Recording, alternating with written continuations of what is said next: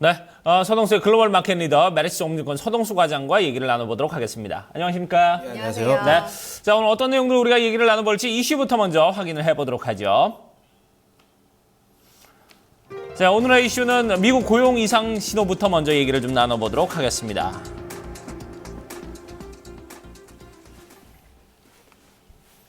네, 자 고용시장, GDP 시장에 이어서 조금씩 좀 느낌이 좀 좋지 않습니다. 지금 그나마 좀 미국이 믿을 만한 지표였던 게 그동안 이제 고용 지표였는데 이마저도 조금 좀 흔들리는 모습이에요.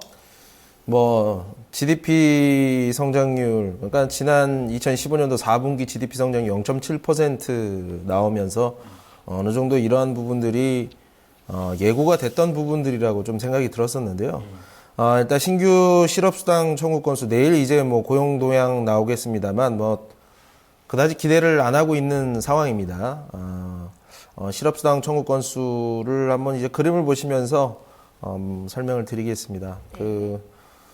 그림은 아니고 이 표죠. 네, 28만 5천 건입니다. 지난 27만 8천 건 대비해서 7천 건 정도 늘어났습니다. 늘어났고요. 컨센서스 레인지에서는 거의 상단에 위치를 하고 있다라고 보시면 되고요. 이 트렌드를 나타내는 것을 이 표를 보시면 최근 들어서 사실 좀 이 우상향을 하는 패턴이 완벽하게 만들어졌다라고 보기엔 좀 어렵지만 그래도 좀 의미가 있는 수준으로 지금 올라오는 상황이다. 작년 연말부터 해서 올해 초까지 해서 조금 이렇게 상승 트렌드를 자리매김을 해가고 있는 모습들은 별로 좀 좋아 보이지는 않아요. 과연 미국 경제가 5% 초반의 실업률이 맞나 싶을 정도로 최근 들어서는 실업수당 청구 건수가 좀 증가를 하는 트렌드를 보여주고 있다라는 측면.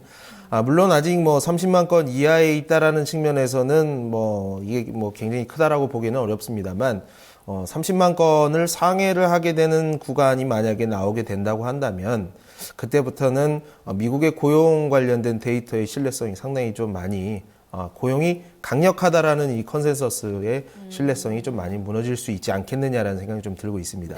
네, 간밤에는 또 미국 경제 리세션에 돌입하는 게 아니냐라는 그런 전망들도 제기가 됐거든요. 최근에 미국 기업들 상당히 또 구조조정 많이 좀 바람이 불고 있는 것 같습니다. 이 고용의 질적인 부분에 대해서 외신들 어떻게 보고 있을까요?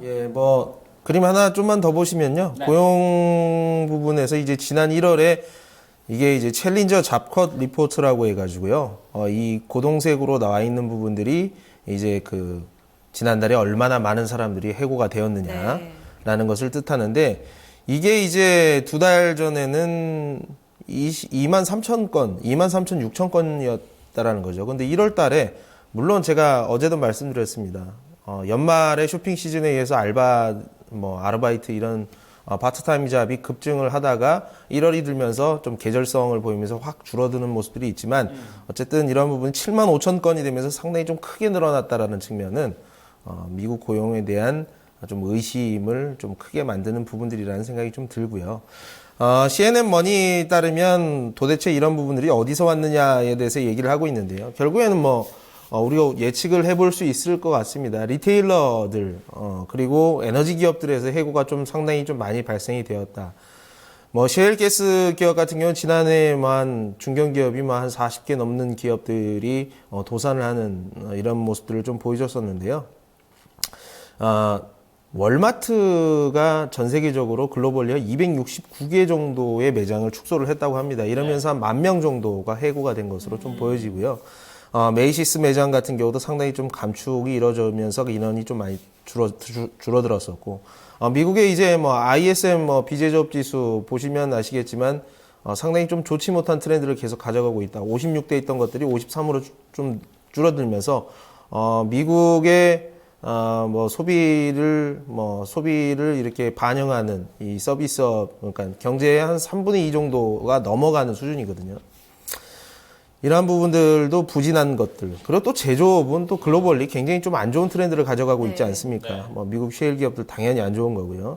이러한 부분들이 좀 복합적으로 좀 나오면서, 고용 불안이 좀, 우려가 된다. 리세션에 들어갈 수 있다. 고용이 불안하면 어떻게 임금을 못 받습니다. 임금을 못 받으면 쓸 수가 없겠죠. 그렇죠. 소비를 하지 못한다는 측면은, 미국 경제에 대한 어두운 면을 보여주는 예고하는 것이 아니냐라는 생각이 좀 듭니다. 네. 그러니까 리테일 부분에서 지금 고용에 문제가 생겼다는 거는 분명히 좀 리테일 기업들이 좀 실적이 좀 좋지 못한다는 얘기고 그런 부분은 또 소비에 문제가 있다는 얘기인데 거기에 또 지금 고용 불안이 나오면 또 소비가 더 안 좋아질 것이다. 이렇게 좀 악순환이 좀 계속될 것이다라는 이런 부분인데 앞으로 그러면은 좀 당분간 글쎄요 미국이 좀 인플레이션 수치를 좀 맞추기 좀 어렵지 않겠냐 이런 생각이 들어요. 예, 맞습니다. 1분기 전통적으로 뭐 GDP 성장률 자체가 상당히 좀 둔화가 되는 시기입니다.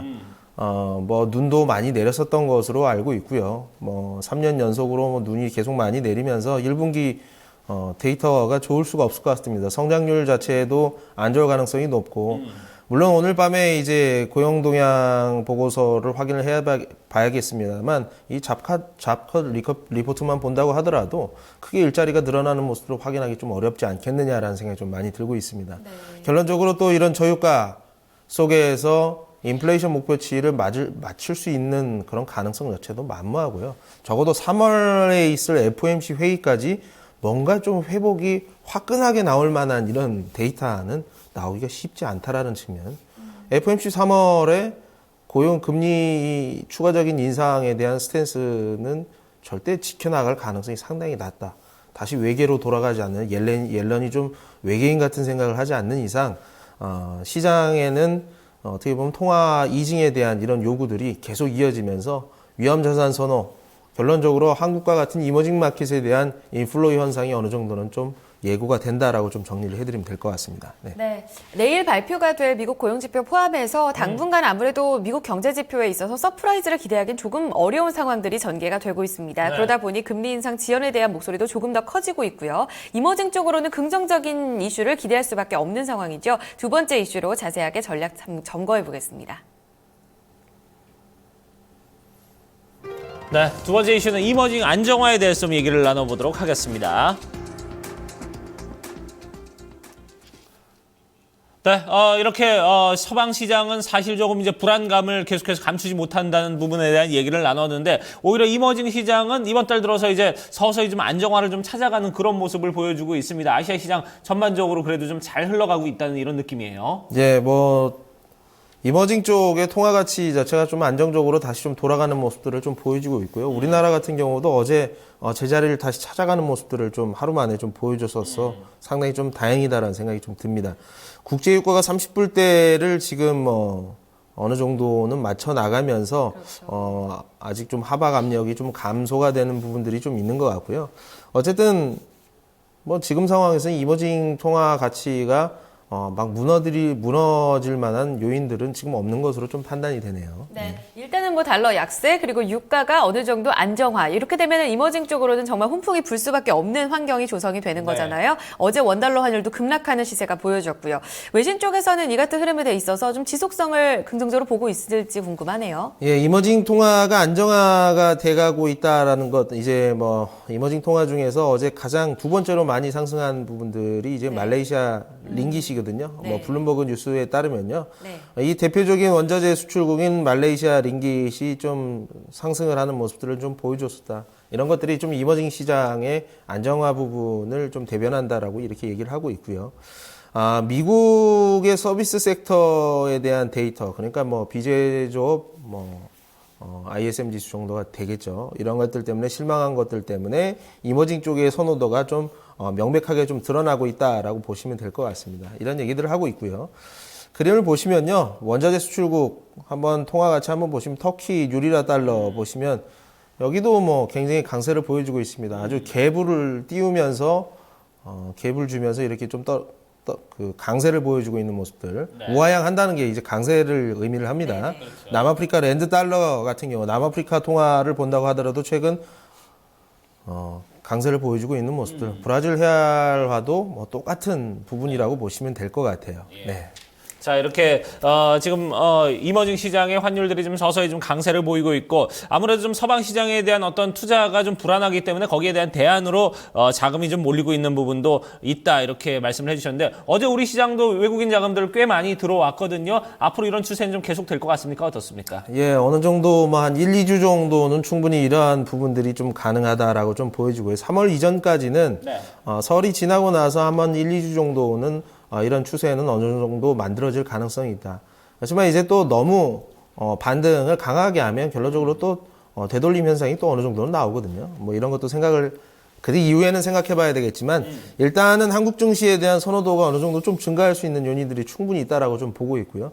여기서 말씀을 한 가지 더 드리자면 이번에 경제 수장이 바뀌지 않았습니까? 그렇죠. 그러면서 통화 정책에 대한 강력한 의지를 좀 보여주고 있습니다. 최근 들어서 장기 국채 금리가 기준 금리보다 조금 떨어져 있는 이런 역전 현상이 나오고 시장에 대한 어제 이제 환율 움직임이 좀 오버 액션들이 나온 부분들이 좀 시장에 대한 기대감을 많이 키우고 있거든요. 네. 결론적으로 금리 인하에 대한 가능성이 상당히 좀 높아져 있는 상황이라고 좀 보여지고 있고요. 원달러 한번 보시면요. 원달러가 사실 이 전일 아주 슈퍼 약세를 보여줬을 때 굉장히 우려를 많이 했습니다. 이거 이해가 되지 않는다라는 측면을 하면서 저도 이제 뭐 국채금리라든가 이런 것들을 막 뒤져봤었는데 어쨌든 뭐 제자리로 돌아온 것은 참 다행이라고 생각이 들고요. 네.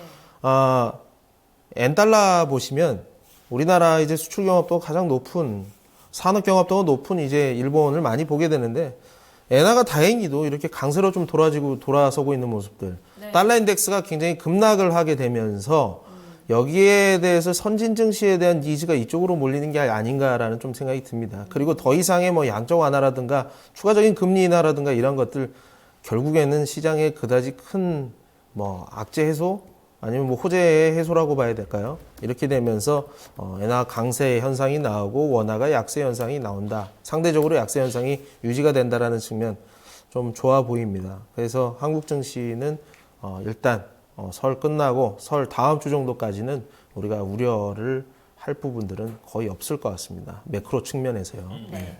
전반적인 분위기가 좀 훈훈하게 좀 이어지는 것 같습니다. 일단 구정 연휴 지나고서까지도 이 같은 분위기가 지속될 것이라는 전망이 조금 더 강하게 나타나고요. 네. 그 중심에는 이 환율이 있습니다. 꾸준한 좀 체크가 필요하겠는데요. 원엔 환율, 엔고 현상이 지속이 되면서 이런 부분들이 가장 유리하다는 부분 다시 한번 강조해드렸습니다.